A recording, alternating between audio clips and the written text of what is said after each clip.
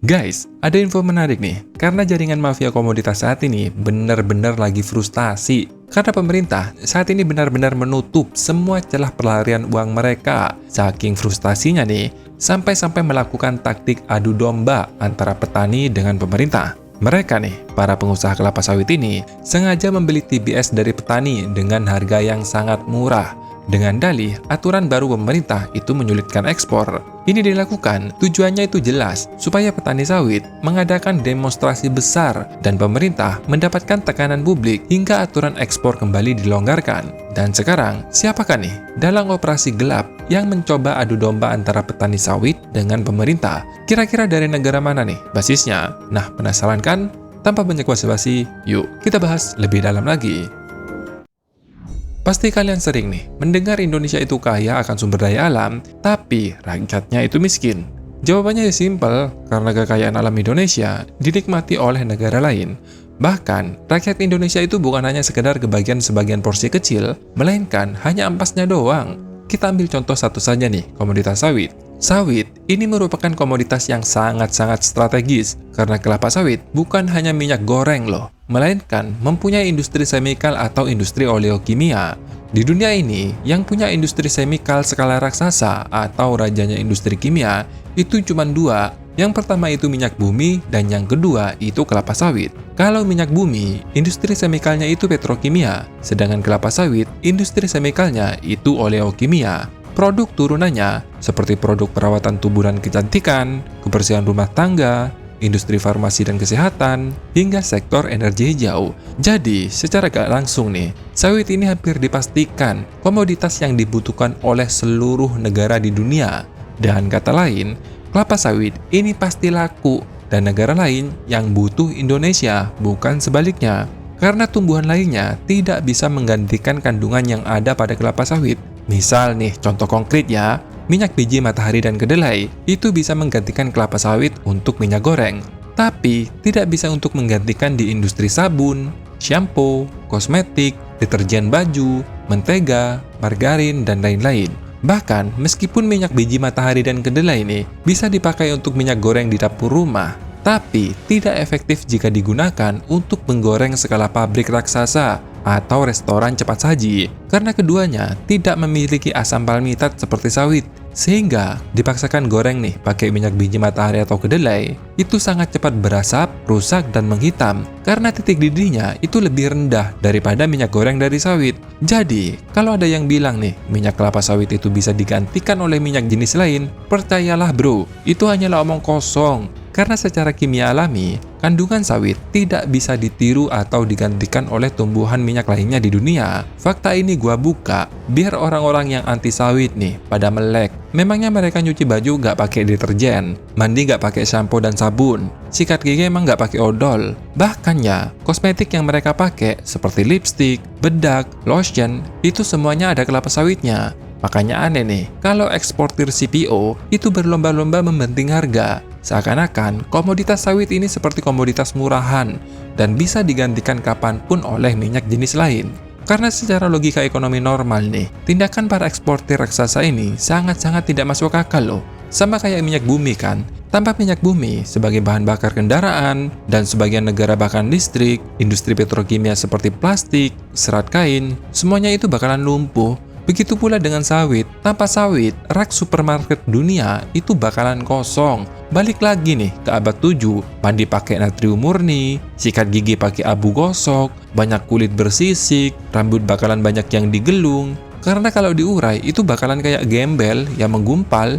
Makanya nih, Presiden paham betul kondisi ini, sampai bilang Indonesia itu wajib bisa menentukan harganya sendiri. Untuk itu, beliau mengambil jalan pintas nih, yang mematikan dominasi broker luar negeri melalui PT Danantara atau DSI. Kenapa ini langkah yang brilian? Karena sistem lama, untuk menentukan harga komoditas, Indonesia itu harus bersaing dengan bursa komoditas negara lain. Butuh waktu belasan tahun, bahkan puluhan tahun loh, untuk setara dengan bursa komoditas luar negeri, seperti Rotterdam, Malaysia, bahkan Singapura. Maka dari itu, Presiden memilih jalan pintas sebagai penjual tunggal raksasa. Siapapun negara atau perusahaan asing manapun yang butuh sawit Indonesia, mereka harus bernegosiasi langsung dengan satu pintu, yaitu PT DSI.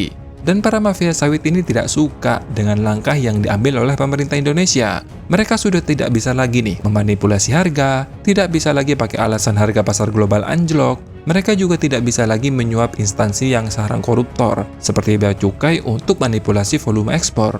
Hasilnya, ya mereka cuma bisa nginjek ke bawah, membeli dengan harga yang murah dari petani, hingga menimbulkan banyak protes ke pemerintah. Ini merupakan tindakan frustasi dari mafia sawit loh. Karena pas ditanya kemarin, alasan para eksportir ini ngambil sawit murah dari petani, itu pakai alasan kaget dan panik akibat ketidakpastian pasar. Itu kan alasan konyol. Padahal ya, kalau kita lihat kondisi pasar global nih, harga CPO saat ini itu sedang meroket naik 47%. Sedangkan nilai tukar rupiah itu lagi melemah, alias US dollar itu lagi naik tajam. Logikanya, perusahaan sawit mendapatkan keuntungan yang melimpah dong. Udah ngambilnya murah, belinya pakai rupiah, sedangkan ekspornya pakai US dollar yang lagi naik. Harganya pun sekarang di pasar global lagi naik. Tapi kenyataan di lapangan, harga TPS di tingkat petani itu justru sengaja ditekan anjlok hingga 17%. Ini kan anomali berat yang sama sekali tidak masuk akal. Nah, sebagai ajang pembalasan pemerintah nih, dan sekaligus pesan nih bagi pengusaha sawit lainnya, pemerintah sengaja membesar-besarkan kasus PT Salim Infomas Tbk.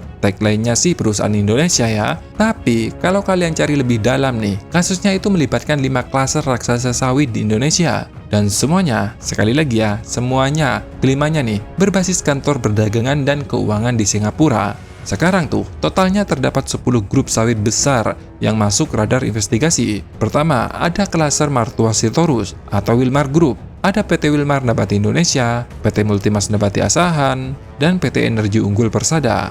Berawal dari pemerintah mengambil 3 sampel kapal ekspor dari 10 grup perusahaan tersebut. Dengan demikian, ada total sekitar 30 kapal yang diperiksa. Namun dari sampel yang kecil itu, pemerintah memperkirakan nih, kerugian sudah mencapai sekitar antara 84 juta US dollar atau sekitar 1,48 triliun rupiah.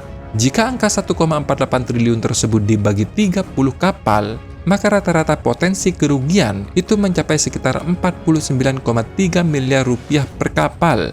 Nah, sebagai ilustrasi nih, biar jelas, jika sebuah grup sawit memiliki omset 50 triliun per tahun, maka kontribusi wajar pajak itu berada di kisaran 4 hingga 6%. Tetapi, para perusahaan ini hanya menyetor sekitar 0,4%. Artinya, mereka itu mengemplang pajak sekitar 90%. Ingat loh, itu baru pajak doang, belum lagi kebocoran devisa. Kalau dihitung secara makro nih, sepanjang tahun 2025 ya, ekspor sawit Indonesia dan turunannya itu sekitar 32,3 juta ton. Kalau kapasitas rata-rata kapal nih, sekitar 20.000 ton setiap berlayar, itu artinya ada kira-kira sekitar 1.600 kapal tanker sawit yang berlayar dari Indonesia setiap tahunnya, atau sekitar 3 kapal lah per hari. Berkaca dari temuan tadi ya, kerugian sekitar 49,3 miliar rupiah per kapal, maka seharusnya potensi penerimaan negara dari pajak ekspor sawit aja nih, sekitar 78 hingga 80 triliun per tahun. Nah, kalau Indonesia sudah 20 tahun nih berturut-turut menjadi eksportir sawit terbesar di dunia,